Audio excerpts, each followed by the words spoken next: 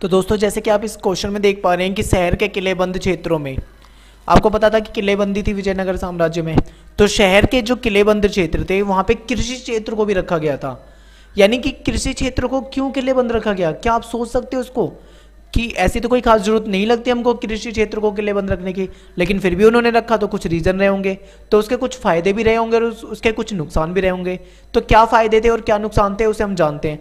उससे पहले हम देखते हैं, देखो फायदे को जानने से पहले हम इसके नुकसान जान लेते हैं ताकि आपको ये क्वेश्चन बहुत आसानी से समझ में आए कि कृषि क्षेत्र, मान लो कि खेती होती है इस खेत में, अगर यहाँ पे किलेबंदी करेंगे इसके चारों तरफ तो उसे क्या नुकसान हो सकते हैं। देखो किलेबंदी में कृषि क्षेत्र को शामिल करने से राज्य की सुरक्षा कार्य वृद्धि हो जाएगी। यानी जो राज्य का मतलब है सरकार, यानी सरकार का मतलब है शासन, शासन का मतलब है जो भी राजा होते थे, यानी राजा जो है उसके सुरक्षा का जो काम है उसमें वृद्धि हो जाएगी। यानी कि उसको फालतू में ही इतना सारा काम करना पड़ेगा क्योंकि कृषि क्षेत्र जो था वो बहुत ज़्यादा था, ऐसे में उसके काम में वृद्धि हो रही है। तो ये नेगेटिव पॉइंट है। फिर इसके लिए जो राज्य है यानी राजा शासन, उसको ज़्यादा सेना रखनी पड़ेगी, सुरक्षा के लिए सेना वेना रखनी पड़ेगी, तो ये भी समस्या है। फिर क्या है कि यह एक अधिक महंगी व्यवस्था है। जब ज़्यादा काम करना पड़ेगा तो ज़्यादा मजदूर चाहिए, ज़्यादा सेना रखनी पड़ेगी तो सेना को पैसा चाहिए। यानी ये जो व्यवस्था है ये बहुत महंगी व्यवस्था थी क्योंकि कृषि क्षेत्र काफ़ी विस्तृत होता है। आपको पता खेत जो थे हजारों हजारों किलोमीटर तक फैले रहते थे। अब ऐसे में क्या करें भाई, इतने सारे जो खेत हैं उन सबकी सुरक्षा कैसे करी जाए। तो ये एक बहुत बड़ी जिम्मेदारी भी थी और ये बहुत खर्चे वाला काम भी था, तो इसमें ज़्यादा पैसा खर्च होता था। ये दूसरा नुकसान है। तीसरा क्या नुकसान है, कभी कभी ये निश्चित करना कठिन होता था कि नगर के आसपास का कितना क्षेत्र किलेबंदी में रखें, क्योंकि नगर के आसपास बहुत सारे क्षेत्र हैं, तो कौन सा क्षेत्र रखें और कितना रखें, कितना ना रखें, ये समस्या थी। अब देखो कि किलेबंदी करने के हमें नुकसान तो पता लग गया, लेकिन इसके फायदे क्या हैं, तो फायदे जान लेते हैं कि क्या हुआ था भाई। मध्यकालीन युग में जो शासक होते थे उनके बीच युद्धों में घेराबंदी करी जाती थी, यानी युद्धों में घेर लिए जाते थे। और ये घेराबंदी जो होती थी वो कई महीनों तक चलती थी, कई महीनों तक ऐसे ही होता था।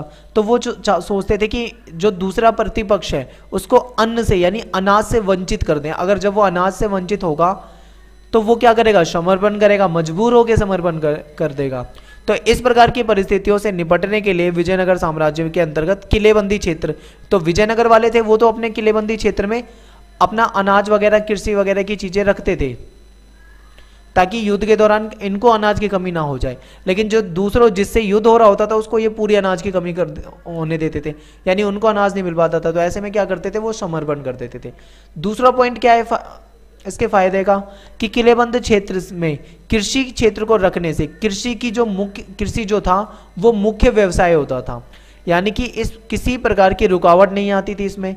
और दूसरा क्या है कि जनसाधारण जो जनता है वो किसानों को किसी आर्थिक संकट का सामना नहीं करना पड़ता था, क्योंकि ये सब कौन करता था, ये राज्य करता था। इसके बाद ये है कि भूमि राजस्व, इससे क्या होता था, कृषि जो थी वो सुरक्षित रखी जा सकती थी। खेती भूमि राजस्व के लिए आय का एक मुख्य साधन होता था। कृषि क्षेत्र सुरक्षित रहने से जो राज्य की आय थी उसमें भी कमी नहीं आती थी। और दूसरी चीज क्या है कि जो फसलें वगैरह होंगी वो सुरक्षित रखी जा सकती हैं। तो ये सारे फायदे हैं कृषि को किलेबंदी करने से, और ये सारे नुकसान है उसको किलेबंदी करने से। यानी फायदे और नुकसान हमने दोनों पे चर्चा कर ली है। आगे देखो क्वेश्चन महानवमी डिब्बा, पेपर में बहुत ज्यादा आता है। मैं आपको कई बार बता चुका हूं, मैंने इस पे एपिसोड वाली वीडियो बनाई है, आप वहां देख सकते हो बिल्कुल डिटेल में। महानवमी डिब्बा जो था वो राजा का भवन नामक संरचना एक प्रभावशाली मंच था।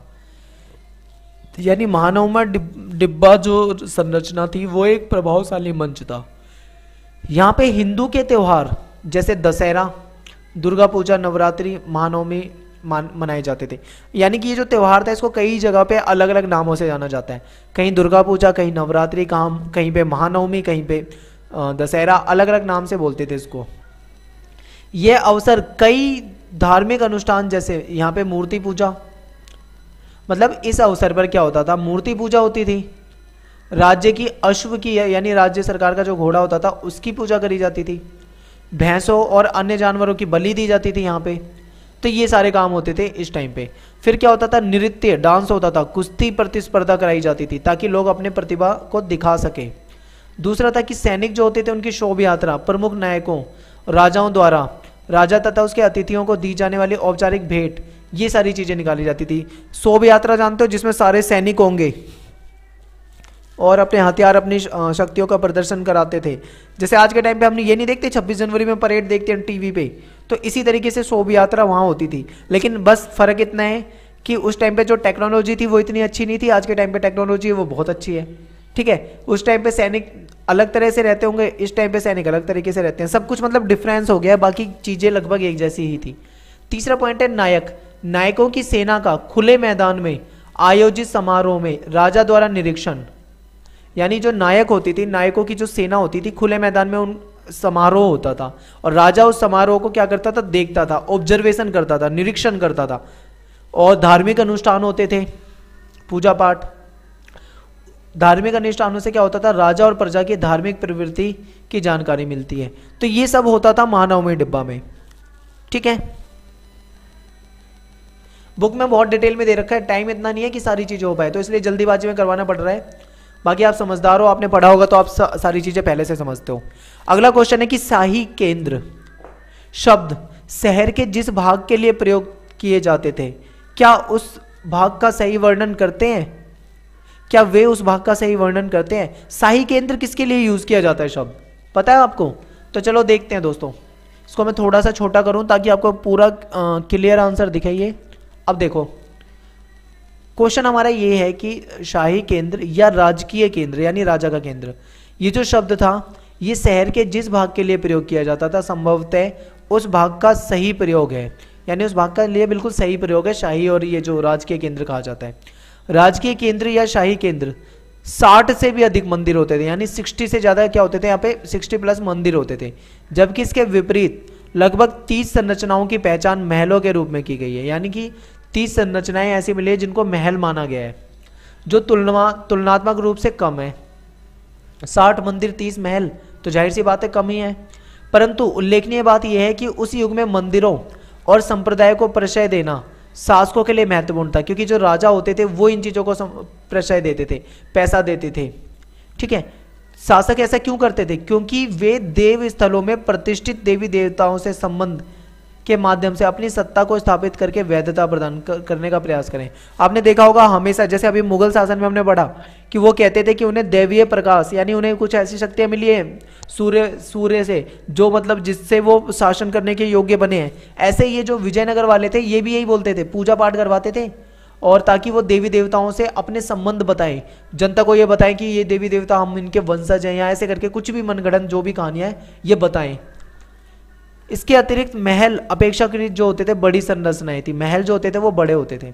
फिर है राजकीय केंद्र में राजा का भवन नामक संरचना सबसे विशाल है, परंतु इससे राजकीय आवास का कोई निश्चित प्रमाण नहीं मिलता है कि राजकीय केंद्र में जो राजा का भवन था वो सबसे विशाल, सबसे बड़ा महल मिला है, लेकिन इस बात का कोई सबूत नहीं मिला कि वहां पे राजा रहते भी थे या नहीं।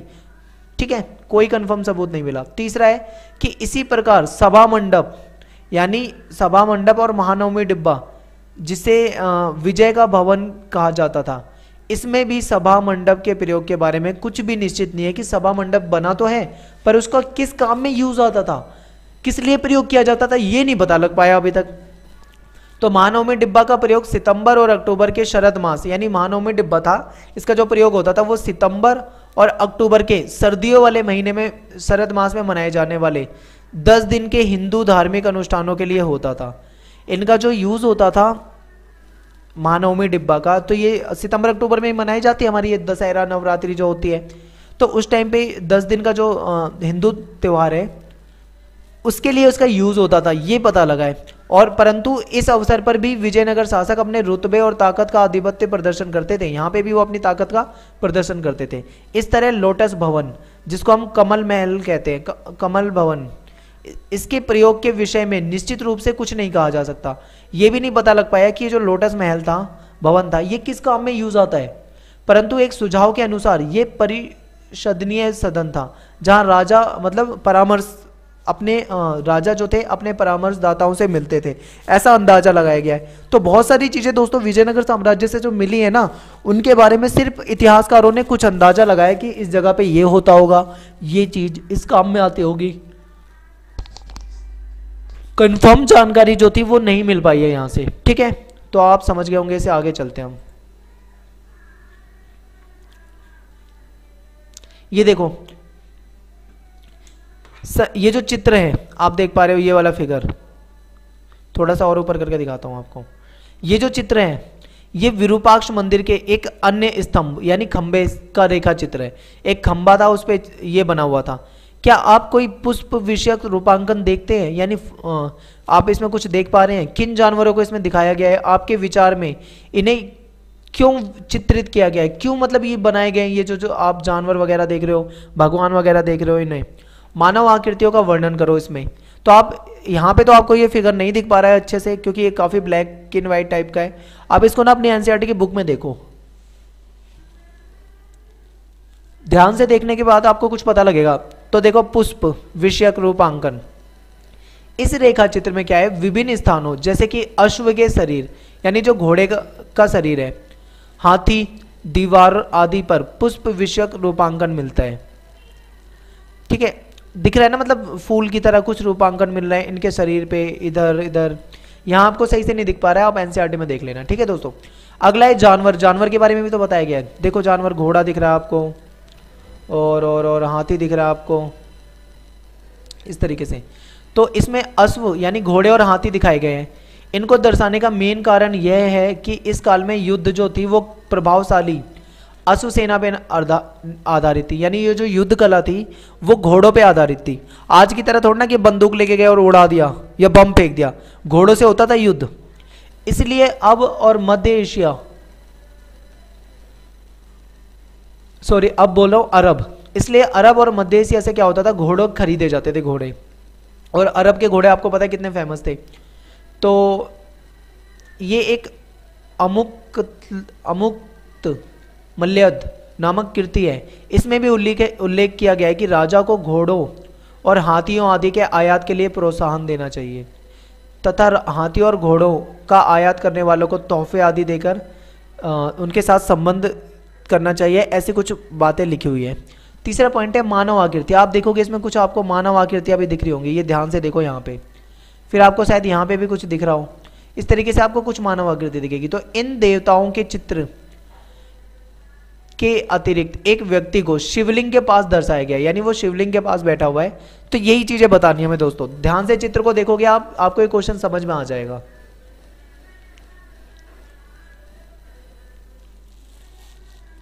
क्वेश्चन नंबर हमारा अगला है 7वां कि कमल महल जो था, कमल भवन, लोटस भवन और हाथियों के अस्तबल, ये जैसे भवन यानी कमल महल और हाथियों के अस्तबल जैसे भवनों का स्थापत्य हमें उनको बनवाने वाले शासकों के विषय में क्या बताता है। यानी ये जो हाथियों का अस्तबल और कमल महल, इन सारी चीज़ों को देखकर इनको बनवाने वाले शासकों के बारे में हमें क्या पता लगता है। तो कमल महल या लोटस महल उस समय सुंदर भवनों में से एक था, जो बहुत सुंदर भवन थे उनमें से एक होता था कमल महल। यद्यपि यह निश्चित नहीं हो पाया है कि भवन का निर्माण जो है वो किस कार्य के लिए किया जाता था, कंफर्म पता ही नहीं लगा, परंतु एक सुझाव के अनुसार ये परिषदीय सदन था, यानी यहाँ पे राजा जो थे वो अपने परामर्शदाताओं से मिला करते थे, ऐसा अंदाजा लगाया जा रहा है। और यह इस बात का प्रमाण है कि शासक शक्तिशाली होने के बावजूद अपने निर्णय जो थे वो परामर्शदाताओं से परामर्श करने के बाद ही लेते थे, प्रजा के हितों को ध्यान में रख के। यानी यहाँ के जो राजा थे ताकतवर तो थे, लेकिन फिर भी वो प्रजा को ध्यान में रखते हुए सारी बातें सलाह मशवरे के जरिए करते थे। दूसरा फिर हमें मिला है हाथियों का अस्तबल। तो कमल महल के पास हाथियों के अस्तबल का निर्माण किया गया था। हाथियों का सामरिक दृष्टि से महत्व होने के कारण उनके अस्तबल का निर्माण करवाना इस बात का प्रतीक था। यानी सामरिक रूप से महत्व, सामरिक का मतलब होता है दोस्तों युद्ध। हाथियों का युद्ध से कनेक्शन है। क्या कनेक्शन है समझते हो आप इन चीजों को, कि युद्ध में हाथी भी ले जाए जाते थे। निर्माण करना इस बात का प्रतीक था। शासक इनके रखरखाव का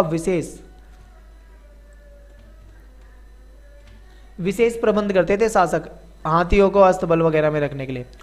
हजार राम मंदिर की दीवारों पर मूर्ति कला के अंतर्गत हाथी और घोड़ों को पटलों पर चित्रित करना और उनके सामरिक महत्व को दर्शाता है। यानी कि ये जो राम मंदिर था, हजार राम मंदिर, उनकी दीवारों पे जो मूर्ति कला और चित्रकला जो भी थी उसमें हाथी और घोड़ों को दिखाया गया है। तो इससे भी उनके सामरिक महत्व का पता लगता है। ठीक है दोस्तों, अब चलते हैं आगे।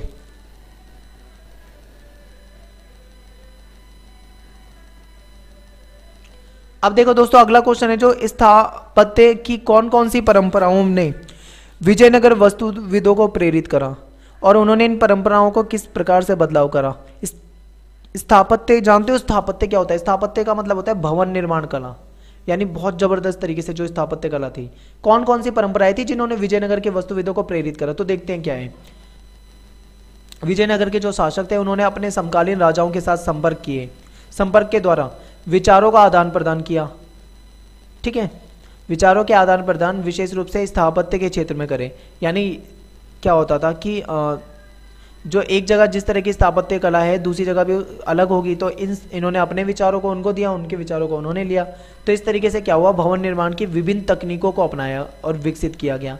अब देखते हैं पहला पॉइंट, विजयनगर की स्थापना से पहले तमिलनाडु में चोल और कर्नाटक और होयसाल ने, इन लोगों ने, चोल तो आपको पता ही होगा ये मंदिरों के लिए कितने फेमस हैं, तो तमिलनाडु में चोलों ने, कर्नाटक में होयसाल ने, इन्होंने विशाल मंदिर जैसे तंजावुर के बृहदेश्वर मंदिर, बेलूर के चन्नकेश्वर मंदिर, इनको संरक्षण प्रदान कर रखा था, यानी इनको पहले ही बनवा रखा था। विजयनगर के शासकों ने क्या करा, इन परंपराओं को आगे बढ़ाया। इन्होंने भी बहुत सारे मंदिर बनाए और मंदिरों के निर्माण के साथ साथ गोपुरम को भी जोड़ दिया इन्होंने।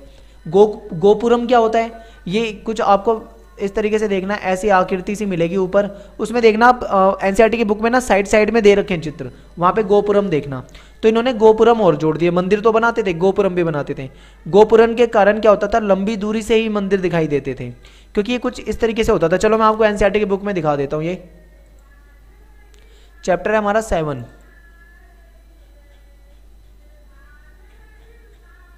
देखो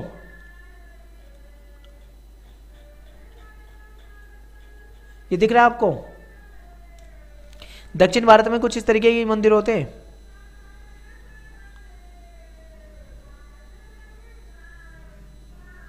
अभी देखो, जब ये ऐसे होंगे मंदिर ऊंचाई से इस तरीके से, तो दूर से ही दिख जाएंगे, जैसे पहाड़ हमें दूर से दिख जाते हैं, ऐसे गोपुरम भी हमें दूर से दिख जाएंगे। और एक और दिखाता हूं मैं आपको यहां पे चित्र,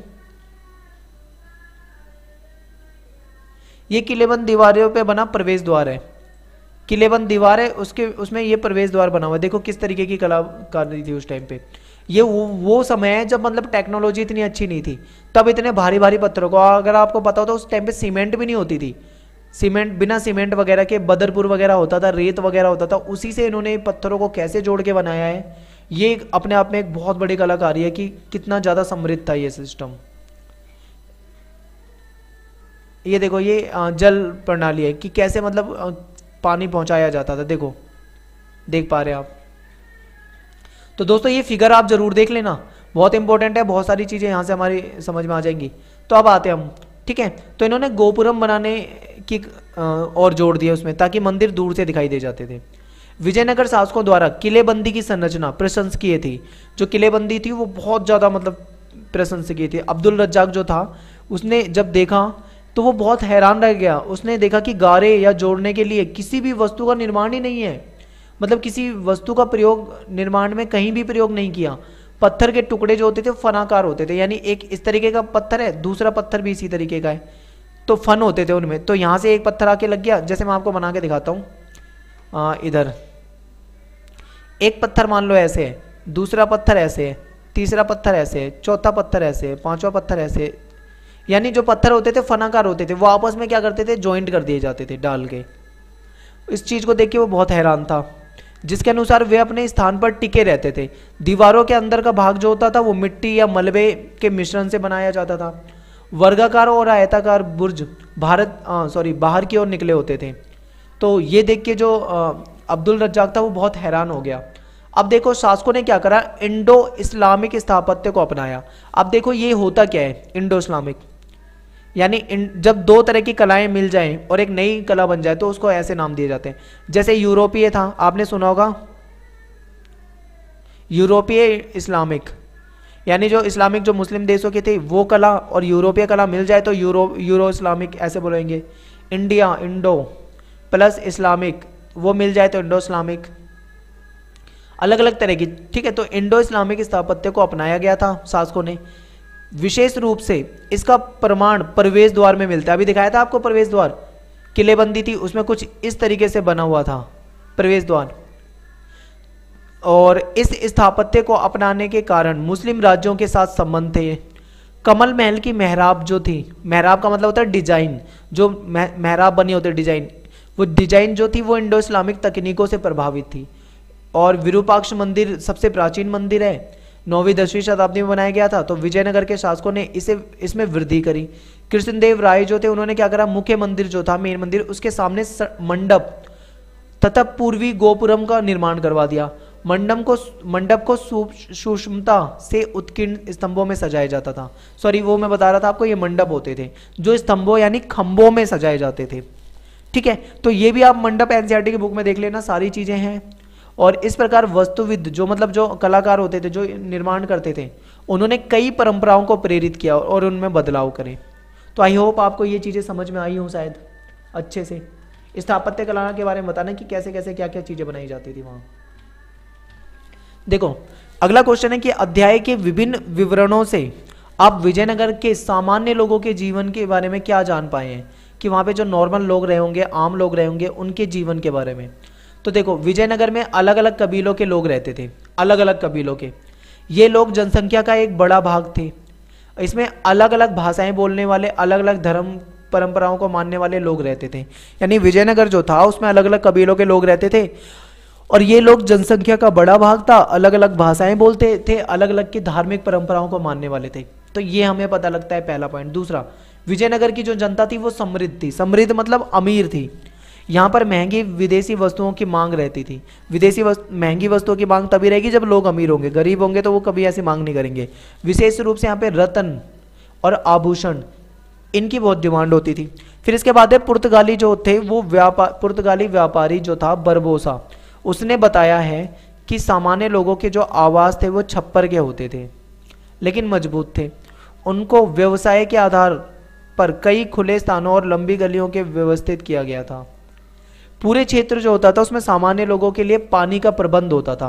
कुएं, बरसात के पानी वाले जलाशय, मंदिर के जलाशय, ये निवासियों जो वहां के मेन निवासी थे उनके लिए पानी का स्रोत होते थे। डोमिंग पेज थे, उन्होंने बताया है कि बाजार के चित्रण से स्पष्ट होता है कि विजयनगर के बाजार में हर प्रकार की वस्तुएं सस्ते दामों पर मिल जाती थी।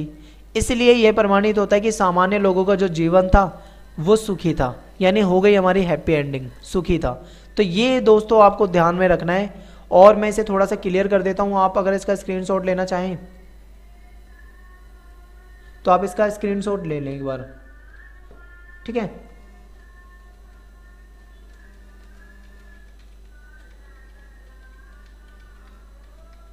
मैं क्वेश्चन को थोड़ा साफ कर देता हूं, आप इसे ध्यान से देखें और इसका स्क्रीनशॉट ले लें और इसे एक बार पढ़ लेना, क्योंकि क्वेश्चन इंपॉर्टेंट है तो मैं आपको बता रहा था।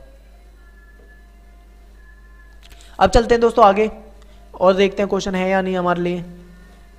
एक क्वेश्चन और है, विजयनगर साम्राज्य की नींव किसके द्वारा रखी गई और किस प्रकार के लोग रहते थे। तो यार ये तो सबसे पहला क्वेश्चन होना चाहिए था, हम सबसे लास्ट में ले रहे हैं। हरिहर बुक्का नाम के दो भाई थे, इन्होंने 1336 में विजयनगर साम्राज्य की स्थापना करी थी। यहाँ पे अलग अलग भाषा बोलने वाले लोग रहते थे, अलग अलग धार्मिक परंपराओं को मानने वाले लोग रहते थे, ठीक है। एक क्वेश्चन और है, हम्पी के भग्नावशेष जो थे किस प्रकार से और कब प्रकाश में आए। यार ये क्वेश्चन 2012 में आया हुआ है, और मैंने, अगर आपको याद हो तो मैंने सबसे पहले यही तो बताया था। मैकेंजी जो थे उनके द्वारा लाए गए, इन्होंने पहला मैप बनाया था, और 1856 में चित्रकारों ने चित्र बनाए थे, अभिलेखकर्ताओं ने अभिलेख इकट्ठे किए थे। तो ये सारी चीज़ें हम वहाँ से पढ़ चुके हैं, तो ये हमें दोबारा रिपीट नहीं करना है। तो दोस्तों यहाँ से ये जो हमारा टॉपिक था ये खत्म हो गया है। वीडियो आपको कैसा लगा, अगर पसंद आए तो लाइक कर देना। और दोस्तों देखो टाइम की कमी है, वरना मैं आपको चैप्टर बहुत डीपली पढ़ाता, लेकिन इस चैप्टर के जो इंपॉर्टेंट क्वेश्चन है मैंने आपको यहाँ पे बता दिए हैं। नायक, अमर नायक और ये सारी चीजें याद रख लेना। मैं आपको क्वेश्चन अंदाजा बता रहा हूँ, क्वेश्चन उनमें से आ सकते हैं। एक तो आप किलेबंदी वाला क्वेश्चन अच्छे से याद रखना। दूसरा आपको क्या करना है, ये गोपुरम वोपुरम वाले क्वेश्चन ध्यान रखना। तीसरा आपको महानवमी डिब्बा याद रखना। और इस चैप्टर से यही 3-4 क्वेश्चन काफी पूछे जाते हैं। जल वाला देख लेना, ठीक है, जल वाला क्वेश्चन भी आता है काफी। तो ये 4-5 क्वेश्चन आप पढ़ लेना। समय की कमी थी इसलिए चैप्टर मैंने क्वेश्चन आंसर में जल्दी कवर किए हैं। तो आपको वीडियो कैसा लगा आप कमेंट करके बताएं जरूर, और भगवान करे आपका पेपर बहुत अच्छा है, जाहिर सी बात है पेपर बहुत आसान आएगा, कोई दिक्कत नहीं आएगी। और अभी बाद में मैं आपको क्या करूँगा, आज शाम को कुछ इंपॉर्टेंट क्वेश्चंस या फिर कुछ इंपॉर्टेंट मैप की वीडियो जरूर बनाऊंगा, आप वो भी देखना। और कल क्या करूँगा, कुछ इंपॉर्टेंट क्वेश्चन आपको बताऊंगा। टाइम कम है, अगर मुझे आंसर मिले तो मैं आंसर बता दूंगा, अगर नहीं हो पाया तो मैं आपको सिर्फ क्वेश्चन बता दूंगा, आप उनके आंसर खुद कर लेना, उनको पढ़ के जरूर जाना पेपर से पहले।